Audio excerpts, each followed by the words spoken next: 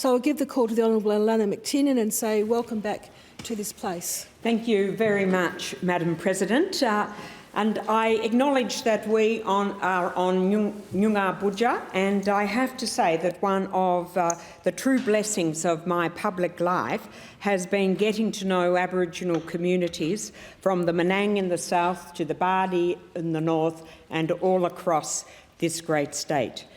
And Madam President, again, congratulations on becoming the first woman to occupy the presidency of the House, and how incredible that this is happening at the very same time that we can also boast of our first female leader in the House. And this really is, I guess, a very big day for the suffragette women. And for the many women who have fought over 150 years for the right to have a vote. And I think Edith Cowan, our first female Member of Parliament, would be very proud today to see women occupying these senior positions. And I only hope, members, that these historic appointments will inspire the other side to seriously consider the benefit of representation that is more reflective of the community. Congratulations to all the new, re-elected and recycled members on all sides, and I genuinely look forward to working with you all. I have no doubt that there'll be a bit of biffo from time to time, as oppositions do what they are required to do in our adversarial system. But I'm hoping that I have acquired sufficient wisdom that this can be managed without animosity. We should fight hard, but fight fair. But I do genuinely respect that all members of this Parliament have been elected by the people, and we should strive to use the insights and abilities of all those members as constructively as possible. And I hope to channel our much-loved and much-missed former leader, Kim Chance, for guidance here. Now, this speech, being my fourth inaugural, is maybe some kind of weird record. And it was suggested to my staff when I started thinking about writing it yesterday that I should do a best of album from the earlier recordings. So I read back over them and I could see that I actually put in some real effort there. I clearly wasn't distracted by ministerial duties on these occasions, so I do recognise that this one may not go platinum. In my first gig in the House of Representatives, I led on climate change and the immorality of those who willfully ignore the science and condemn our children and grandchildren to a future of uncertainty and instability. This is a first-order issue, and one that is affecting us now. It was very interesting to note this morning a report of the US National Oceanic and Atmospheric Administration that was released just today, predicting that sea level rises of up to 2.7 metres by the end of the century. This will provide plenty of grief between now and then for Perth, Peel and Bunbury. About 8 years ago, I got a front-page story and a headline saying that we might need a storm barrage on the lower reaches of the Swan by 2025. I was roundly chastised by the then government, saying that, oh no, the river doesn't flood anymore. But of course the river is not the issue. The rising sea levels combining with storm surge are a real risk. And on the basis of the work today, in tandem with the US report that came out from Coastal Risk Australia, regrettably, I may be proven right. So when we consider those rising sea levels combined with high tides, there are some very real risks. And perhaps we will unwittingly recreate Perth as truly the Venice of the South, with gondoliers plying a trade to the stadium which the West Australian reports today could be surrounded by water. So maybe we won't need to try to retrieve that bridge from Malaysia. I joke, but this is a serious moral challenge, and I relish the opportunity to be part of the Labor Party and the Labor government that gets this, and that gets that there are also extraordinary opportunities to create new industries, new jobs, as we restructure our economy to take note of the need to reduce pollution. I also, in the House of Reps, riffed on education, outlining my belief that it is a national disgrace that despite so much investment in education, we have many, many children leaving school without adequate literacy or numeracy and with their confidence in their capacity as learners badly damaged. I railed against those who simply blamed the parents or the social class, ignoring the science on pedagogy. I am so pleased the Minister for Education, the Honourable Sue Ellery, is establishing a Centre for Excellence on Explicit Learning that will get us back on track. And I am stoked that as the Regional Development Minister, I have a little role in the Kimberley and Pilbara Schools program. This stuff does work. I was in Telfer on the weekend at a meeting with the Mardoo schools. The Mardoo leadership are conscious that they have missed out on many opportunities of the boom and formed an alliance to get better outcomes for their kids. I would like to give a special shout out to the teachers, assistants and parents of the Nullagine School who are seizing the day and making great strides building literacy, aspiration and choices available to the children in this small remote community.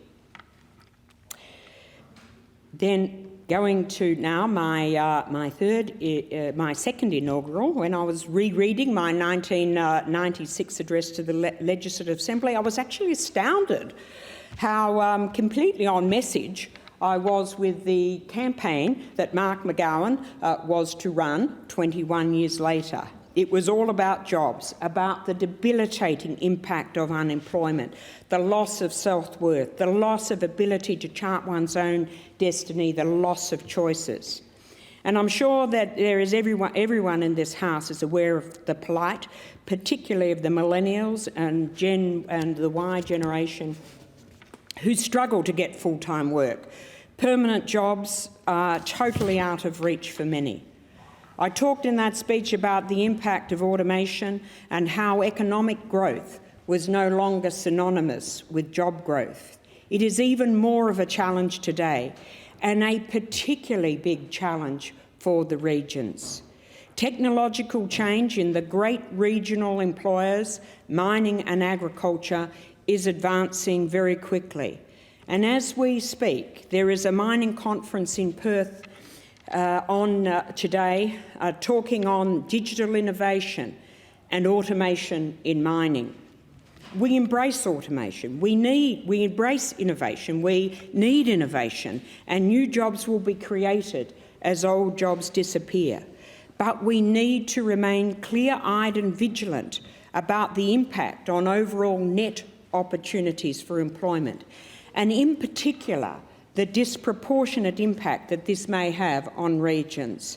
The new jobs that will be created will be based on access to high-quality digital infrastructure, and they will tend to gravitate to the big city centres. We all know the haul-pack drivers who once lived in Karratha and Headland and now do their jobs on the terrace or out at the Perth airport. We have to make the regions more resilient, creating, in particular, regional cities that have 21st century broadband, not a third-rate copper product. We need to expand our agricultural production and the promotion of our very special produce. There are great opportunities to decommoditise in West Australian agriculture and horticulture, creating a much greater value chain than selling undifferentiated products. So Mark McGowan's focus on jobs and fairness has been absolutely on the money. The Labor preparedness to say that we will require resources projects that use local content is right, as is the Labor focus on making local content in government procurement a reality, not simply a paragraph in a policy document. In my view, this focus on jobs and creating job opportunities is absolutely central to the Australian story, a story about a nation that gives its people the chance to escape the entrenched hierarchies, the constraints of social mobility, the overwhelming weight of economic and political inequality that so often diminished life in the old world. It gave us the opportunity to be indeed a social laboratory in equity and the structures that can deliver equity. Societies that have a higher level of social and economic equality are happier across the board. And at the end of the day, being happy and fulfilled is what it is all about. Money and prestige are mere surrogates. So this segues neatly into my very first maiden speech, a little bit of the hippie stuff. In various campaigns, my friends from the party of the other side tend to get very excited about finding that many years ago I called for drug law reform and for a focus on harm minimisation in dealing with the problem of drugs. But I've never been embarrassed by this. I still fundamentally believe that there are many drugs that we make more of a threat to society by criminalising them, and that there are better approaches. But I say very clearly that methamphetamine is not one of those drugs. The destructive force of this drug comes from its chemistry, and it's a menace to the individuals who are captured by its siren call, and it is a menace for all of those who attempt to deal with this. I support the beefing up of penalties for dealing, but I note that Mark McGowan has often said, you cannot arrest your way out of this problem, and that early access to discipline, rigorous rehabilitation is a must. I support our commitment to catch addicts early on in the cycle and to develop rehab prisons that will ensure that they have treatment before they are released into this community, re-released into the community. And I want to congratulate the ABC for its recent fantastic You Can't Ask That program on ICE users. It featured a series of conversations with former and current ICE users about the highs and the very, very deep lows of their experience.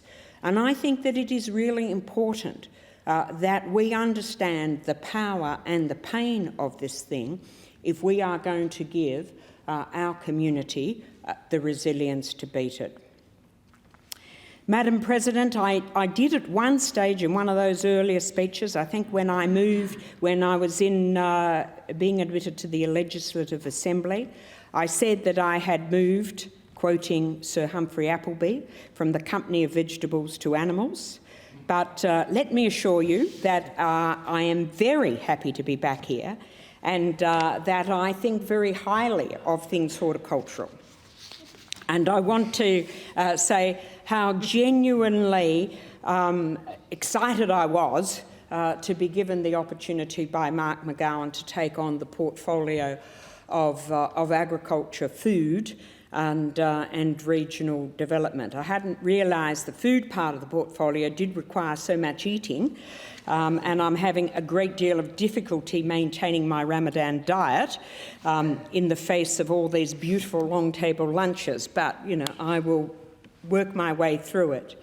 But when I had decided not to recontest the federal seat of Perth in 2016, many of the on-the-ball journos that could suss something out had thought that they'd worked out what my plan was, that I was sort of thinking that for some reason that there might be a vacancy for the position of Lord Mayor of Perth, and that I would want to have that position. But I made it very clear that the idea of a job that required me to remain in the city most of the time was not an attractive proposition.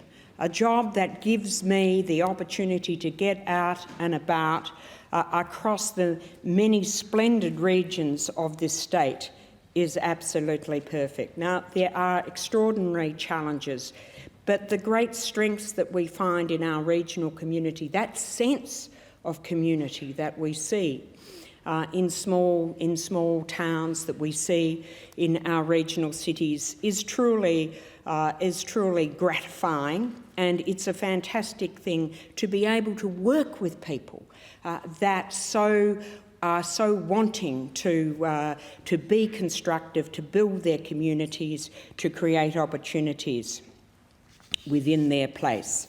Again, I am really looking forward to embracing these challenges, and I say this very genuinely, that I do want to work with all country members on all sides of the House to really make some great progress in this area. Now, I also just want to take the opportunity to reflect on the victory of Labor and its truly extraordinary extent. It was a landslide, and we should reflect on the reason why this happened. Now, I vehemently contest the cliche that oppositions don't win elections, government lose them. After some 40 years of active involvement in politics, I know the story is much more complex. I do not use this opportunity that is graciously given to me as an inaugural address to reflect on the own goals of the last government. I'm sure the members opposite will be providing plenty of opportunities during future question times to reflect on these. But I do want to acknowledge the extraordinary effort of the Labor team in opposition over the last 4 years. The team worked hard to provide a forensic and coherent critique of the government and its performance. They researched, networked, analysed with intellectual rigour and great stamina. But they also did more. They developed a vision for the state. Mark McGowan and his team wanted not a anybody but Colin victory, but a mandate for government, a mandate to rebuild the confidence that we can have a diversified economy where we are technology makers, not just technology takers, where we can make stuff, where we can embrace progressive and inclusive social values, and where we can have the courage to face up to the reality and challenges of climate change, and to gain a mandate to take the painful steps that will be necessary to rebuild the financial stability of the state. I like to think, even though I wasn't in with the main team, that I was there in my own little way, contributing my 2 bobs worth from the federal parliament, exposing the insanity of the Perth Freight Link, the increasing absurdity and injustice of the GST distribution, which, as I like to remind people, now bizarrely has Melbourne as the capital of Tasmania, so every place in Tasmania can be made more remote, that has Adelaide as the capital of Northern Territory, so every place there can be made more remote, and equally bizarrely, that things get more expensive. The delivery of services, of health and education gets more expensive until for some reason you reach 1,257 kilometres from the capital city, and thereafter it doesn't actually change.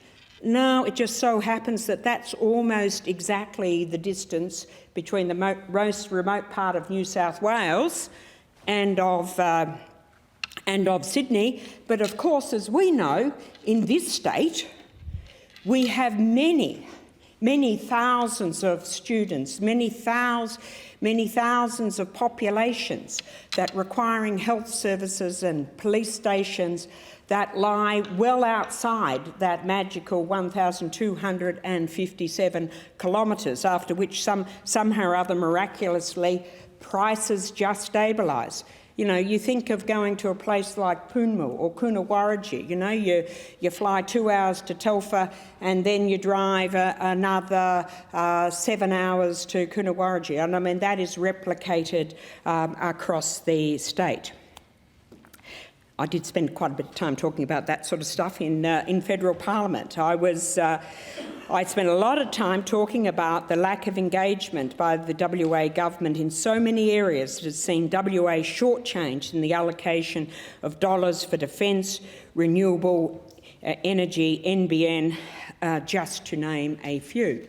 And indeed, it was the fact that I thought that we should be out there fighting a lot harder for a fair share, not just in GST, but in all of these other areas that made the offer made to me by Mark McGowan of coming back into the team very, very attractive. So I knew when I was asked to come back in at the 11th hour that there had been an enormous amount of work that had been put in by the parliamentary team. But what really took my breath away was the work that was being done by candidates and their teams.